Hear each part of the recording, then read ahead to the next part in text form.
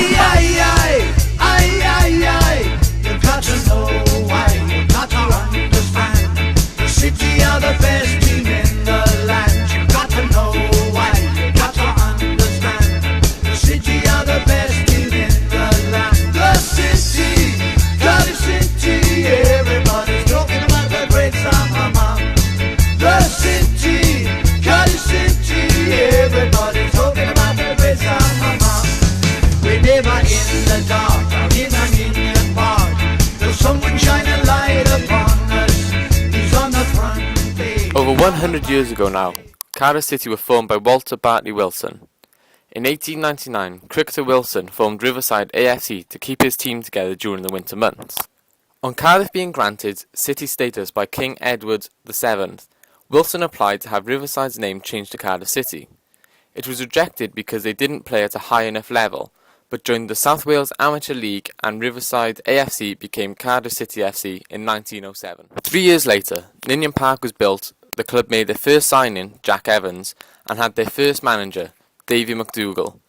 Interest was growing in the club, with a list of Britain's best teams visiting Cardiff, including Crystal Palace and Middlesbrough. Ninian Park was built after makeshift stadium Sophia Gardens facilities were not good enough for a growing club like Cardiff.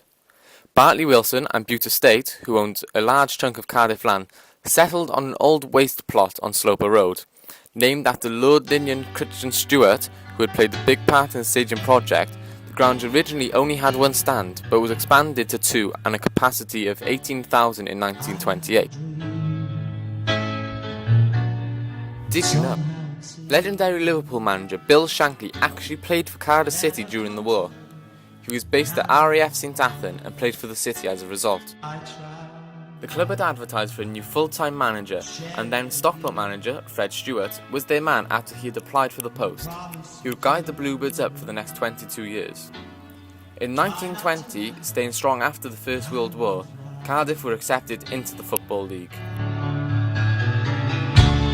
Sometimes I try, sometimes I fail.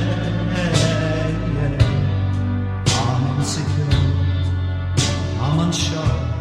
The 20s, and 1927 to be specific, will always be remembered by the City faithful for one thing: winning the FA Cup.